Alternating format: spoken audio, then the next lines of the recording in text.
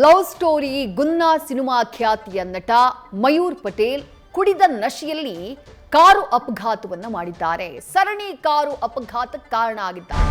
ಒಂದಲ್ಲ ಎರಡಲ್ಲ 4 ಕಾರುಗಳು ಇವರು ಮಾಡಿದಂತಹ ಆಕ್ಸಿಡೆಂಟ್ ನಿಂದ ಇವರು ಮಾಡಿದಂತಹ ಎಡವಟ್ಟಿನಿಂದಾಗಿ ಜಖಮ್ಮಾಗಿದ್ದಾವೆ. ನಟ ಮಯೂರ್ ಪಟೇಲ್ ಸ್ಯಾಂಡಲ್ವುಡ್ನಲ್ಲಿ ಒಂದೊಮ್ಮೆ ದೊಡ್ಡ ಪ್ರಮಾಣದಲ್ಲಿ ಗುರುತಿಸಿಕೊಂಡಿದ್ದಂತಹ ನಟ. ಆ ನಟ ಮಾಡಿರುವಂತಹ ಎಡವಟ್ಟಿದು. ಓಲ್ಡ್ ಏರ್ಪೋರ್ಟ್ ರಸ್ತೆ ಬಳಿ ನಿಂತಿದ್ದಂತಹ ಕಾರ್ಗೆ ಡಿಕ್ಕಿಯನ್ನ ಹೊಡೆದಿದ್ದಾರೆ. ವೇಗ ಹಾಗೆ ಅಜಾಗರೂಕತೆಯ ಚಾಲನೆಯಿಂದಾಗಿ 4 ಕಾರುಗಳು ಜಖಮ್ಮಾಗಿದ್ದಾವೆ. ತನಿಖೆಯಲ್ಲಿ ನಟ ಡ್ರಿಂಕ್ ಅಂಡ್ ಡ್ರೈವ್ ಮಾಡಿರೋದು ಬಟಾ ಬಯಲಾಗಿದೆ. ಸದ್ಯ ಮಯೂರ್ ಪಟೇಲ್ ವಿರುದ್ಧ ಎಫ್ಐಆರ್ ಕೂಡ ದಾಖಲಾಗಿದೆ.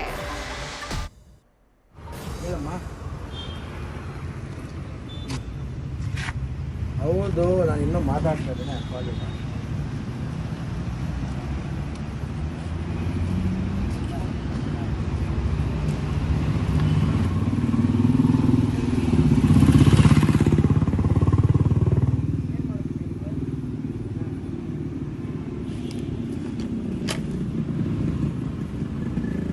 ಏನ್ ಮಾಡ್ಬೇಕು ಹೇಳಿ ಸರ್? ಏನಿಲ್ಲ ಸರ್, ಅದೇ ರೆಡಿ ಮಾಡಿಸ್ಕೊಡ್ತೀನಿ ಅಂತ ಬಾಯಿ ಬಿಟ್ಟು ಹೇಳ್ತಾ ಇದೀನಲ್ಲ.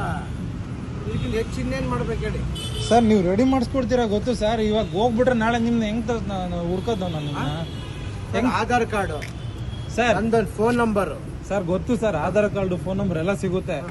ನಾವು ಈ ತರ ಕೇಸ್ ಸರ್, ನಾವು ಈ ತರ ಮಾಡ್ತಾ ಇದ್ರಲ್ಲ ಸರ್. ಮಾಡ್ತಾ ಇದ್ದೀನಿ ಸರ್, ಮಾಡ್ತಾ ಇದ್ದೀನಿ. ಇದು ನಾನು ವಿಡಿಯೋ ಮಾಡ್ತಾ ಇದ್ದೆ, ನೀವೇ ಬಂದ್ರೆ ಮಾತಾಡ್ತಾ ಇದ್ದೀರಾ. ಅದಕ್ಕೆ ಹೇಳ್ತಾ ಇರೋದು, ನಾನು ಮಾಡಿಸ್ಕೊಡ್ತೀನಿ ಅಂತ ಅಲ್ಲಿ ವಿಡಿಯೋ ಬಂದಲ್ಲ ಸರ್. ನೀವು ಮಾಡಿಸ್ಕೊಡ್ತೀರಾ ಗೊತ್ತು ಸರ್. ನಾಳೆ ದಿನ ನಾನು ನಿಮ್ಮ ಹತ್ರ ಬಂದೆ ಎಷ್ಟಲ್ಲಿ ಬೇಕು ಗೊತ್ತಲ್ಲ ಸರ್. ಸರ್ ನಾನು ಸರ್, ನಾನು ನಿಮ್ಮ ಹತ್ರ ಬರ್ಬೇಕಲ್ಲ ಸರ್. ರೆಡಿ ಮಾಡಿಸ್ಕೊಡ್ತೀರಾ? ಹೆಂಗ್ ರೆಡಿ ಮಾಡಿಸ್ಕೊಟ್ಬಿಡ್ತೀರಾ ಹೇಳಿ ಸರ್. ಅಲ್ಲ, ನಾನು ಕೇಳ್ತಿರೋದು, ಜನರೆಲ್ಲ ಕೇಳ್ತಿರೋದು. ಹೇಳಮ್ಮ, ಇದೇನು ಸಣ್ಣ ಪುಟ್ಟ ನಾನು ಮಾಡಿಸ್ಕೊಡ್ತೀನಿ ಅಂತ ಹೇಳೋದ್ಮೇಲೆ ನೀವು ನಂಬ್ತಾ ಇಲ್ಲ ಲೊಕೇಶನ್ ಬೆರಿಕಾಯ್. ಇದೇನು ಸಣ್ಣ ಪುಟ್ಟ ನಾನು ಮಾಡಿಸ್ಕೊಡ್ತೀನಿ ಅಂತ ಹೇಳೋದ್ಮೇಲೆ ನೀವು ನಂಬ್ತಾ ಇಲ್ಲ. ನಿನ್ನೆ ರಾತ್ರಿ ನಟ ಮಯೂರ್ ಪಟೇಲ್ ಅವರಿಂದ ಆಗಿರುವಂತಹ ಅಪಘಾತ ಇದು. ಮಯೂರ್ ಪಟೇಲ್ ನಿಮ್ಗೆ ನೆನಪಿರಬಹುದು, 2005ರಲ್ಲಿ ತೆರೆ ಕಂಡಿದ್ದಂತಹ ಲವ್ ಸ್ಟೋರಿ ಸಿನಿಮಾ ಮೂಲಕ ಸ್ಯಾಂಡಲ್ವುಡ್ನಲ್ಲಿ ಹೆಸರು ಮಾಡಿದಂತಹ ನಟ. ಜೊತೆಗೆ ಗುನ್ನಾ ಸಿನಿಮಾ 2005ರಲ್ಲಿ ರಿಲೀಸ್ ಆಗಿತ್ತು. 2009ರಲ್ಲಿ ಮುನಿಯಾ ಸಿನಿಮಾದಲ್ಲಿ ಇದೇ ಮಯೂರ್ ಪಟೇಲ್ ಕಾಣಿಸಿಕೊಂಡಿದ್ರು. ರೀಸೆಂಟ್ ಆಗಿ 2020ರಲ್ಲಿ ರಾಜೀವ ಸಿನಿಮಾದಲ್ಲಿ ಕಾಣಿಸಿಕೊಂಡಿದ್ರು. 2024ರಲ್ಲಿ ರಿಲೀಸ್ ಆದಂತಹ ಪೇಪೆ ಸಿನಿಮಾದಲ್ಲೂ ಕೂಡ ಇದೇ ಮಯೂರ್ ಪಟೇಲ್ ಕಾಣಿಸಿಕೊಂಡಿದ್ರು. ಅದೇ ಮಯೂರ್ ಪಟೇಲ್ ಈಗ ಅಪಘಾತಕ್ಕೆ ಕಾರಣ ಆಗಿರೋದು. ಒಂದಲ್ಲ ಎರಡಲ್ಲ 4 ಗಾಡಿಗಳು ಜಖಮ್ಮಾಗಿದ್ದಾವೆ. ಇವರು ಮಾಡಿದಂತಹ ಅಜಾಗರೂಕತೆಯ ಚಾಲನೆಯಿಂದ. ಆರೋಪ ಇರೋದೇನು? ಡ್ರಿಂಕ್ ಅಂಡ್ ಡ್ರೈವ್ ಮಾಡ್ತಾ ಇದ್ರು.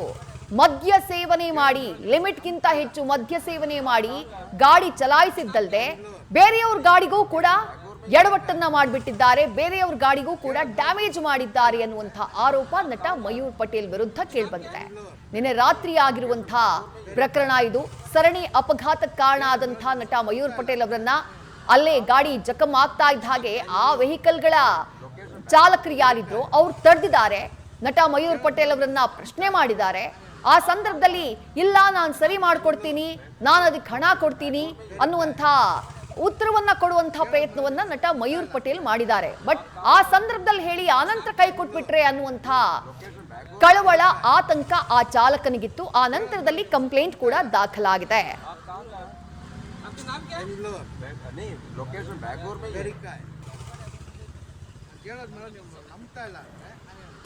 ಪ್ರಕರಣದ ಡೀಟೇಲ್ಸ್ ನ ನೋಡ್ತಾ ಹೋಗೋಣ. ರಾತ್ರಿ ಕುಡಿದು ಸ್ಪೀಡ್ ಆಗಿ ಕಾರ್ ಓಡಿಸ್ಕೊಂಡು ಬರ್ತಾ ಇದ್ರು ನಟ ಮಯೂರ್ ಪಟೇಲ್. ಫಾರ್ಚುನರ್ ಕಾರ್ನಲ್ಲಿ ಬಹಳ ವೇಗವಾಗಿ ಬರ್ತಾ ಇದ್ರು ಅನ್ನುವಂಥ ಮಾಹಿತಿ ಇದೆ.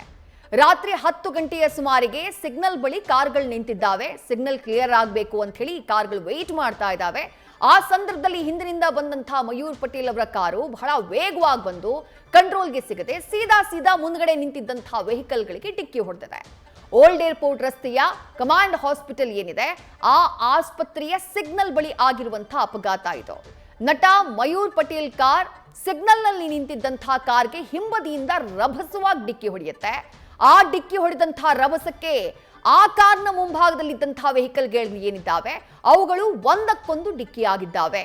ಸರಣಿ ಅಪಘಾತಕ್ಕೆ ಮಯೂರ್ ಪಟೇಲ್ ಕಾರಣ ಆಗ್ಬಿಟ್ರು.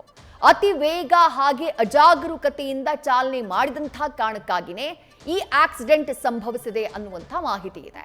ಅಪಘಾತದಲ್ಲಿ 2 ಸ್ವಿಫ್ಟ್ ಡಿಸೈರ್ ಕಾರ್ ಹಾಗೆ ಮತ್ತೊಂದು ಸರ್ಕಾರಿ ಕಾರ್ ಕೂಡ ಜಖಂ ಆಗಿರುವ ಬಗ್ಗೆ ಮಾಹಿತಿ ಇದೆ. 2 ಸ್ವಿಫ್ಟ್ ಡಿಸೈರ್ ಹಾಗೆ ಮತ್ತೊಂದು ಸರ್ಕಾರಿ ಕಾರ್, ಇನ್ನೊಂದು ಇವರದ್ದೇ ಕಾರ್, ಒಟ್ಟು 4 ಕಾರುಗಳು ಜಖಂ ಆಗಿರೋದು. ತನಿಖೆ ಮಾಡಿದಂತಹ ಸಂದರ್ಭದಲ್ಲಿ ಮದ್ಯಪಾನವನ್ನ ಮಾಡಿ ಮಯೂರ್ ಪಟೇಲ್ ಡ್ರೈವ್ ಮಾಡ್ತಾ ಇದ್ದಿದ್ದು ಬೆಳಕಿಗೆ ಬಂದಿದೆ. ಚೆಕ್ ಮಾಡಿದ್ದಾರೆ ಪೊಲೀಸರು. ಪರಿಶೀಲನೆ ಮಾಡಿದಾಗ ಮದ್ಯ ಸೇವನೆ ಮಾಡಿ ಅಜಾಗರೂಕತೆಯಿಂದ ಡ್ರೈವ್ ಮಾಡ್ತಾ ಇದ್ದಿದ್ದು ಗೊತ್ತಾಗಿದೆ.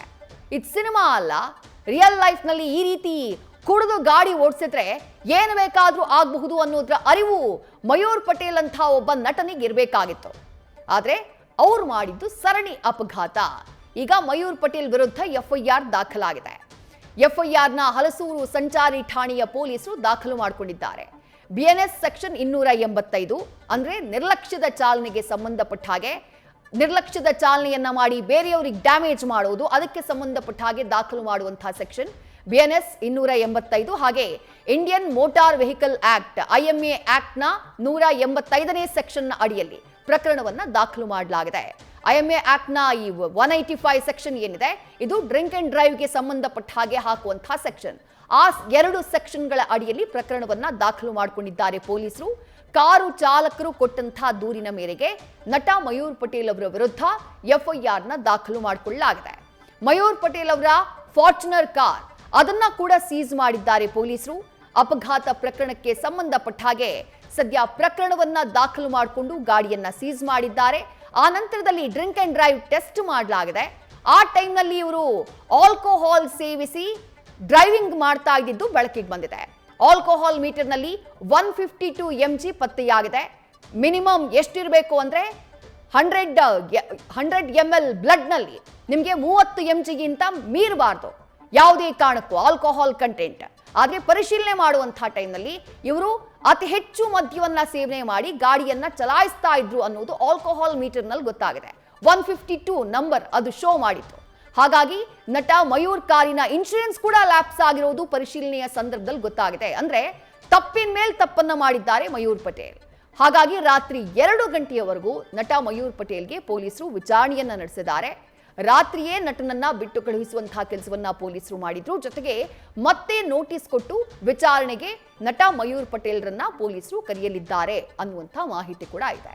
ರಾತ್ರೋರಾತ್ರಿ ಆಗಿರುವಂತಹ ಅಪಘಾತ 10 ಗಂಟೆಯ ಸುಮಾರಿಗೆ. ಆ ನಂತರದಲ್ಲಿ ಡ್ರಿಂಕ್ ಅಂಡ್ ಡ್ರೈವ್ ಟೆಸ್ಟ್ ಮಾಡಿದಾಗ ಇವರು ಮಾಡಿರುವಂತಹ ಎಡವಟ್ಟು ಗೊತ್ತಾಗಿದೆ. ಆ ಎಡವಟ್ಟು ಗೊತ್ತಾಗ್ತಾ ಇದ್ದ ಹಾಗೆ ಪೊಲೀಸರು ಸ್ಟೇಷನ್ಗೆ ಕರ್ಕೊಂಡು ಹೋಗಿ ವಿಚಾರಣೆ ಮಾಡಿದ್ದಾರೆ. ಮಧ್ಯರಾತ್ರಿ 2 ಗಂಟೆಯವರೆಗೂ ಕೂಡ ವಿಚಾರಣೆಯನ್ನ ನಡೆಸಲಾಗಿದೆ. ಅದಾದ ಬಳಿಕ ಬಿಟ್ಟು ಕಳಿಸಿದ್ದಾರೆ.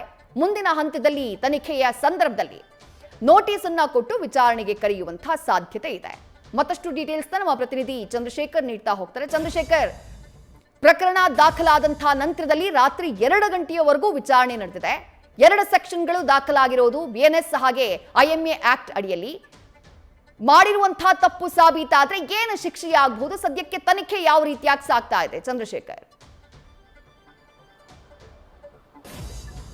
ಖಂಡಿತವಾಗಿ ವಿದ್ಯಾ, ಏನು ನಿನ್ನೆ ಸುಮಾರು 9:30 ಸುಮಾರಿಗೆ ಈ ಒಂದು ಘಟನೆ ನಡೆದಿರುವಂತಹದ್ದು. ಸದ್ಯಕ್ಕೆ ಎಫ್ಐಆರ್ ನಲ್ಲಿ ಏನು BNS 281 ಜೊತೆಗೆ ಇಂಡಿಯನ್ ಮೋಟಾರ್ ಆಕ್ಟ್ 185 ಪ್ರಕಾರ ಈಗಾಗಲೇ ಎಫ್ಐಆರ್ ದಾಖಲಾಗಿರುವಂತಹದ್ದು. ಈ ಎಫ್ಐಆರ್ ಮತ್ತೆ ಏನು ಈ ಒಂದು 2 ಆಕ್ಟ್ಗಳಿದಾವೆ, ಈ ಒಂದು 2 ಆಕ್ಟ್ಗಳ ಪ್ರಕಾರ ಏನು ಒಂದು ಮೋಟಾರ್ ವೆಹಿಕಲ್ ಆಕ್ಟ್ ಪ್ರಕಾರ ಏನಾದರೂ ಪ್ರೂವ್ ಆದ್ರೆ ಅವರ ನೆಗ್ಲಿಜೆನ್ಸಿ ಅಥವಾ ಕುಡಿದು ಚಲಾವಣೆ ಮಾಡ್ತಾ ಇರುವಂತಹದ್ದು.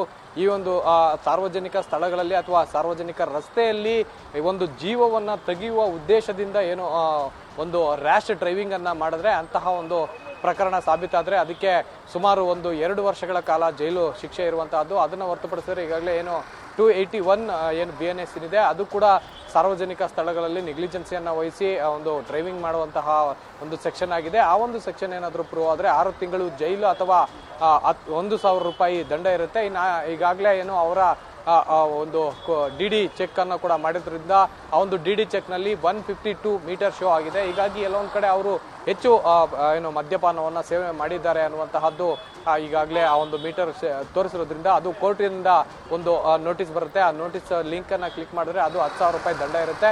ಆ ಒಂದು 10,000 ರೂಪಾಯಿ ದಂಡವನ್ನು ಕಟ್ಟಿದ ನಂತರ ಈ ಒಂದು ಕಂಪ್ಲೀಟ್ FIR ಆಗಿರೋದ್ರಿಂದ ಈ ಪ್ರಕರಣವನ್ನ ಕೋರ್ಟ್ಗೆ ಕಳಿಸಲಾಗುತ್ತೆ. ಕೋರ್ಟ್ಗೆ ಕಳಿಸಿದಂಥ ಸಂದರ್ಭದಲ್ಲಿ ಈ ಒಂದು ಕಾರ್ ಏನಿದೆ ಫಾರ್ಚುನರ್ ಕಾರ್ನ ಇನ್ಸೂರೆನ್ಸ್ ಕೂಡ ಲ್ಯಾಪ್ಸ್ ಆಗಿರೋದ್ರಿಂದ ಕಂಪ್ಲೀಟ್ ಆಗಿ ಈಗೆಲ್ಲ ಏನೆಲ್ಲ ಡ್ಯಾಮೇಜಸ್ ಬರುತ್ತೆ ಅಥವಾ ಕೋರ್ಟಿಂದ ಏನು ಪೆನಾಲ್ಟಿ ಬರುತ್ತೆ ಅದೆಷ್ಟವನ್ನು ಕೂಡ ಮಯೂರ್ ಪಟೇಲ್ ಅವರು ಅವರ ಕೈಯಿಂದ ಕೊಡಬೇಕಾಗತ್ತೆ. ಯಾಕೆಂತಂದ್ರೆ ಯಾವುದೇ ರೀತಿಯಾದಂಥ ಇನ್ಸೂರೆನ್ಸ್ ಇರೋದಿಲ್ಲ ಇವರಿಗೆ ಕಾರಿಗೆ ಅಂತ ಹೇಳಿ ಸದ್ಯಕ್ಕೆ ತನಿಖೆಯಲ್ಲಿ ಕಂಡು ಬಂದಿರುವಂತಹದ್ದು. ಇದನ್ನ ಹೊರತುಪಡಿಸಿದ್ರೆ ಈಗಾಗಲೇ ಏನು ಆ ಒಂದು ಶ್ರೀನಿವಾಸ್ ಅಂತ ಹೇಳಿ ಕ್ಯಾಬ್ ಡ್ರೈವರ್ ಇದ್ದಾನೆ, ಈತ ಏನು ಸಾಕಷ್ಟು ಕಷ್ಟಪಟ್ಟು ತನ್ನ ಜೀವನ ಉಪಯೋಗಕ್ಕಾಗಿ ಇಡೀ ಜೀವಮಾನ ದುಡಿದಂಥ ದುಡ್ಡನ್ನ PF ಅಲ್ಲಿ ಏನೋ ಒಂದು ಖಾಸಗಿ ಕಂಪ್ನಿಯಲ್ಲಿ ಕೆಲಸ ಮಾಡ್ತಾ ಇರ್ತಾನೆ, ಅಲ್ಲಿ ಒಂದು PF ಹಣ ಬಂದಿರುತ್ತೆ. ಆ ಹಣ ಜೊತೆಗೆ ಮನೆಯಲ್ಲಿ ತನ್ನ ಪತ್ನಿಯ ಚಿನ್ನಾಭರಣವನ್ನು ಕೂಡ ಅಡವಿಟ್ಟು ಒಂದಷ್ಟು ಹಣವನ್ನು ಅರೇಂಜ್ ಮಾಡಿ ಡೌನ್ ಪೇಮೆಂಟ್ ಮಾಡಿ ಒಂದು ಕ್ಯಾಬನ್ನು ಖರೀದಿ ಮಾಡ್ಕೊಂಡಿರ್ತಾನೆ. ಖರೀದಿ ಮಾಡ್ಕೊಂಡಾದ ನಂತರ ಕೇವಲ 15 ದಿನ ಅಷ್ಟೇ ಕಳೆದಿರುತ್ತೆ. ಆಗಲೇ ಈ ರೀತಿಯಾಗಿ ಆಗಿರುವಂತಹದ್ದು ಆತನನ್ನ ದಿಗ್ಭ್ರಮೆಗೆ ಒಳಗಾಗಿದ್ದಾನೆ ಅಂತಂದ್ರೆ ತಪ್ಪಾಗಲ್ಲ. ಯಾಕೆಂತಂದ್ರೆ ಆತ ನ್ಯೂಸ್ ಫಸ್ಟ್ ಜೊತೆಗೆ ಮಾತಾಡ್ತಾ ಇರಬೇಕಾದ್ರೂ ಕೂಡ ಸಾಕಷ್ಟು ಒಂದು ಏನೋ ಎಮೋಷನಲ್ ಆಗಿದ್ದ. ನಾನು ಸಾಕಷ್ಟು ಇಷ್ಟಪಟ್ಟು ಮತ್ತೆ ಜೀವನೋಪಾಯಕ್ಕಾಗಿ ಈ ಒಂದು ಕ್ಯಾಬನ್ನು ತೆಗೆದುಕೊಂಡಿದ್ದೆ, ಅದು 15 ದಿನಗಳಲ್ಲಿ ಈ ರೀತಿ ಆಗಿದೆ ಅಂತಂದ್ರೆ ನನಗೆ ಎಲ್ಲೊಂದು ಕಡೆ ಸಾಕಷ್ಟು ನೋವಾಗ್ತಾ ಇದೆ ಅನ್ನುವಂಥ ಮಾತುಗಳನ್ನು ಕೂಡ ಆತ ಹೇಳಿದ್ದ.